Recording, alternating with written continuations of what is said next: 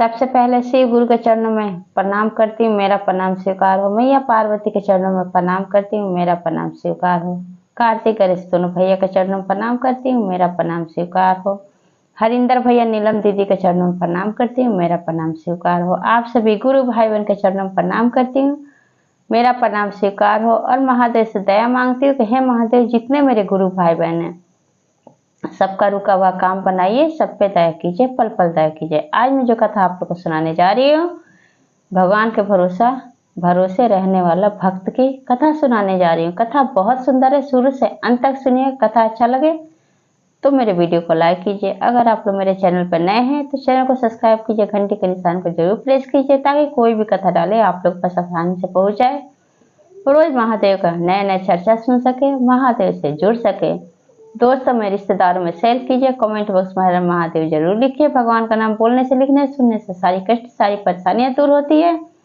और गुरु भाई बहन, आप लोग से हाथ जोड़ कर विनती करती हूँ, आप लोग के साथ से, आप लोग के सपोर्ट से महादेव का चर्चा और भक्तों तक पहुंचे तो वीडियो को ज्यादा से ज्यादा लाइक कीजिए और शेयर कीजिए। चलिए ज्यादा बात नहीं करते हुए कथा शुरू करती हूँ। मदनपुर गांव में दीनानाथ नाम का एक पंडित रहता था।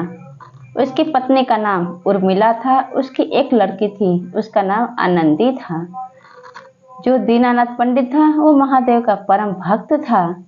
उसका रोजीना का एक ही काम था कि सुबह नहा धो के और महादेव के मंदिर जाता था और वहीं पे पूजा पाठ करता था और वहीं पे महादेव को घंटों महादेव से बातें करता था। उसके घर में कोई चीज की जरूरत होती, उसकी पत्नी उर्मिला एक पर्ची बना के दे देती थी। घर में कोई भी राशन की कमी होता था तो पर्ची बना के दे देती थी और वो पर्ची ले जाके दीनानाथ पंडित महादेव के चरणों में उसको समर्पित कर देता, वहां पे चढ़ावा चढ़ा देता था पर्ची को। और उसके घर में महादेव का ऐसा उस पर दया कृपा था कि उसके घर शाम को पहुंचने से पहले उसके घर में सारा राशन का जो चीज की जरूरत था वो पहुंच जाता था। अब इस बात से दीनानाथ को कोई टेंशन, कोई फिक्र नहीं रहता था।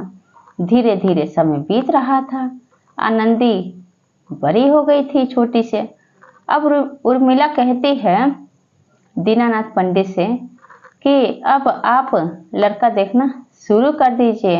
आनंदी हमारी अब बड़ी हो गई है, अब वो शादी योग्य हो गई है।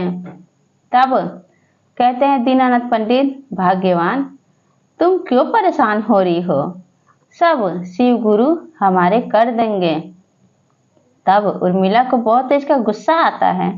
अब वो सोचती है कि रोज तो आप एक एक पर्ची ले जाते हैं और ये शादी विवाह का घर है और लड़का देखेंगे तभी तो जाके अच्छा लड़का मिलेगा, आप ही से खोजेंगे तो।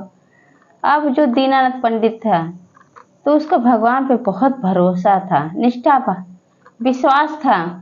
कहता है अपनी पत्नी को दिलासा देते हुए कि भाग्यवान, तुम परेशान मत हो, हमारे देव के देव महादेव जो 3 लोक के मालिक हैं वो हमारा सारा काम खुद कर देंगे, हमें करने की कुछ जरूरत ही नहीं है।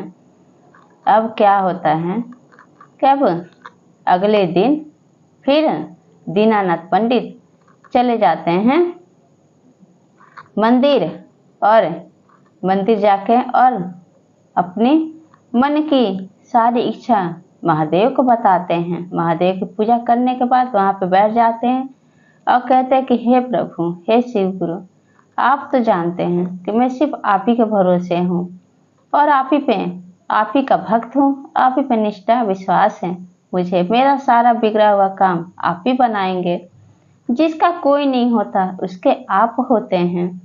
तो आज हमारी लड़की बड़ी हो गई है, हे भोलेनाथ, आप कोई अच्छे घर का रिश्ता हमारी लड़की के लिए, आनंदी के लिए भेज दीजिए। दया कीजिए प्रभु, दया कीजिए। अब क्या होता है गुरु भाई बहन, इतना बात बोल के पंडित जब घर पे आता है, अगले दिन महादेव का ऐसा दया होता है, एक व्यापारी अपने लड़के को लेके उस दीनानाथ के घर लड़के की शादी की बात करने आता है। कहता है कि मैं अपने लड़के के लिए एक सुंदर कन्या का तलाश कर रहा हूँ। आपकी लड़की बहुत अच्छी है, मैं उससे शादी करना चाहता हूँ अपने लड़के की। महादेव के दया से शादी तय हो जाता है, 2 दिन ही बचा रहता है। अब उर्मिला कहती है दीनानाथ पंडित से कि अब हमारी लड़की की शादी के 2 दिन बचे हुए हैं। अब घर में कोई चीज आया नहीं है, न जेवर आया है, न मिठाई, न कपड़े। आखिर लड़की को हम देंगे तो क्या देंगे। तभी दीनानाथ पंडित को कोई चिंता कोई फिक्र था ही नहीं। कहते हैं अपनी पत्नी से कि हे भाग्यवान, तुम परेशान मत हो, सब शिव गुरु हमारे कर देंगे। देव के देव महादेव हमारी सारी इच्छाएं पूरी करेंगे। उर्मिला को बहुत गुस्सा आता है। कहती है आप हमेशा कहते हैं महादेव कर देंगे, महादेव कर देंगे। महादेव तो कर ही देंगे, लेकिन ये सब शादी का घर है, शादी में लाखों करोड़ों का खर्चा है। इतना सारा जेवर कहाँ से आएगा, इतनी सारी मिठाई कहाँ से आएगा, इतने सारे मेहमान आएंगे, उनको मैं क्या खिलाऊंगी। घर में एक राशन का फूटी कौड़ी नहीं है। इतना बात बोल देती है। कहते हैं दीनानाथ पंडित, तुम्हें जो चीज की जरूरत है तुम मुझे एक पर्ची बना के दे दो। सब दीना तो एक एक पर्ची बना के देती थी उर्मिला दीनानाथ के पंडिताइन, लेकिन उस दिन उसको 5 पर्ची देती है। शादी के सारा जितना खर्चा होता है सारा खर्चे का पर्ची थमा देती है दीनानाथ पंडित के हाथ में। पंडित जी वो पर्ची को लेकर मंदिर चले जाते हैं।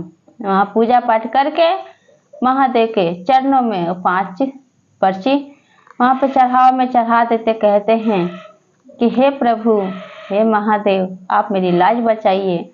हमारी लड़की का शादी तय हो गया है, 2 दिन ही बचा है, कैसे करे उसकी शादी। अब आप ही हैं, हमें कोई रास्ता दिखाइए।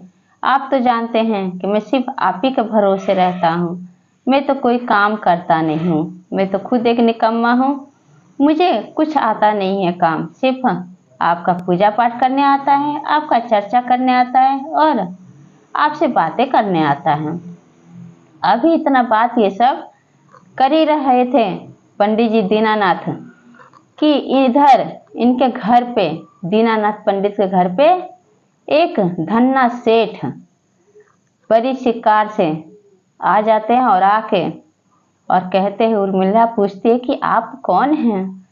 तब धन्ना सेठ कहते हैं कि मुझे दीनानाथ पंडित जी पर्ची 5 देकर गए थे, उनकी लड़की की शादी है तो सामान के लिए पर्ची मुझे दिए थे, तो वही सारा सामान मैं लेकर आया हूँ।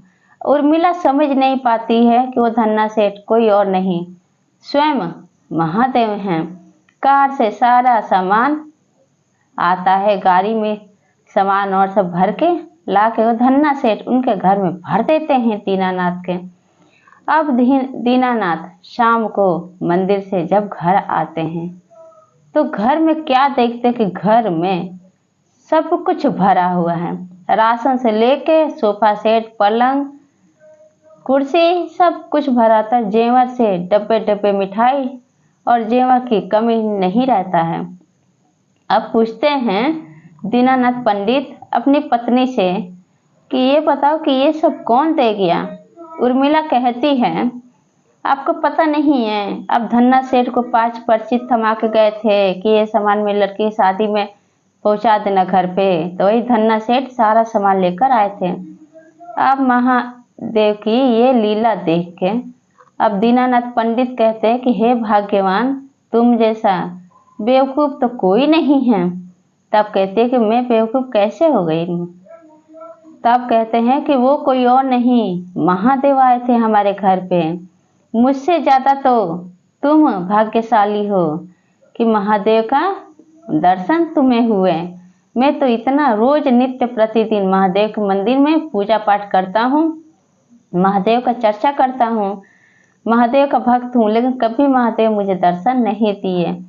अब शादी की तैयारी तो सब हो जाती है। अब शादी के दिन अब दीनानाथ पंडित ठान लेते हैं, कहते हैं कि आज मैं जा रहा हूँ मंदिर, महादेव को अपने साथ लेकर ही आऊँगा। अगर महादेव मेरी लड़की के शादी में नहीं आए तो मैं शादी में उपस्थित नहीं हो सकता। अपनी लड़की की शादी में मेरी लड़की ऐसे शादी करके विदा हो जाएगी। अब उर्मिला से बोल के दीनानाथ पंडित महादेव के मंदिर चले जाते हैं। वहीं पे हट लगा के बैठ जाते हैं और महादेव से झगड़ा करने लगते हैं कि महादेव, अगर आप हमारी सारी दुख परेशानियां कम कर दिए तो आज मैं अपनी लड़की के शादी में चाहता हूं कि आप पूरे परिवार मेरी लड़की की शादी में उपस्थित हो और मेरी बेटी और दामाद को अपना आशीर्वाद दीजिए। अब क्या होता है गुरु भाई बहन कि अब अपना हट छोड़ते नहीं है दीनानाथ पंडित। तब महादेव के मूर्ति से आवाज आता है कि हे पंडित दीनानाथ, तुम जाओ अपने घर, मैं सदैव तुम्हारे साथ रहता हूँ और मैं तुम्हारी लड़की की शादी में पहुंच जाऊंगा। फिर भी दीनानाथ पंडित को विश्वास नहीं होता है। उसको लगता है कि महादेव झूठ बोल रहे हैं। कहते हैं दीनानाथ पंडित कि नहीं महादेव, आप मुझसे झूठ बोल रहे हैं, आप मेरे साथ चलिए। तब महादेव वहां पे कहते गुरु भाई बहन कि कभी भी भगवान तो हमेशा भक्त के बस में रहते हैं। अब महादेव वहां प्रकट होते हैं और कहते हैं, जब देखते हैं दीनानाथ कि सच में महादेव प्रकट हो गए मेरे आंखों सामने, चरणों में गिर के और कहते हैं कि हे महादेव, आपने मेरी लाज बचा ली। एक गरीब पंडित के लड़की के विवाह के लिए कुछ भी नहीं था मेरे पास, सब कुछ भर दिया। मैं चाहता हूँ, मेरा इच्छा है कि आप मेरी लड़की के शादी में पूरा परिवार उपस्थित हो और मेरी बेटी दामाद को अपना आशीर्वाद प्रदान कीजिए। अब महादेव कहते हैं कि हे पंडित दीनानाथ, मैं सदैव तुम्हारे साथ हूँ और मैं सदैव तुम्हारे साथ चलता हूँ। तुम जाओ अपनी लड़की की शादी करो, मैं वहाँ उपस्थित हो जाऊंगा, मुझ पे विश्वास करो। इतना बात जब महादेव कहते हैं, इतना कह के अंतर्ध्यान हो जाते हैं। दीनानाथ पंडित अपने घर आ जाते हैं। अपने घर शादी में क्या देखते हैं कि जब घर पे पहुंचते तो देखते कि वही धन्ना सेठ अपनी पत्नी के साथ, अपने 2 बच्चों के साथ वहां पे मौजूद हैं। तब उर्मिला कहती है दीनानाथ की पत्नी कि देखिए वो हैं धन्ना सेठ जो शादी की सारा सामान ला के दिए हैं। अब देख के दीनानाथ पंडित खुश हो जाते हैं और कहते हैं कि प्रभु, मैं समझ गया, आप ही हैं, मैया पार्वती के साथ और कार्तिक गणेश के साथ आप हमारी लड़की की शादी में उपस्थित हुए हैं। और हंसी खुशी से लड़की का, आनंदी का शादी हो जाता है। बेटी दामाद को महादेव मैया पार्वती आशीर्वाद देते हैं। आशीर्वाद देके और उसके बाद वहां से अंतर्ध्यान हो जाते हैं और दीनानाथ पंडित और उर्मिला हंसी खुशी से रोज नित्य प्रतिदिन महादेव के मंदिर जाते हैं, पूजा पाठ करते हैं। और पहले के जैसे पहले पूजा करता था दीनानाथ पंडित और घंटों घंटों बातें महादेव से करता था, ऐसे अभी भी करता था। अब तो और उसका निष्ठा विश्वास और ज्यादा हो जाता है। तो इस तरह से दीनानाथ पंडित का दुख दूर किए महादेव। कथा आप लोग कैसा लगा कमेंट बॉक्स में जरूर बताइए। सब बोलिए हर हर महादेव, माता पार्वती की जय।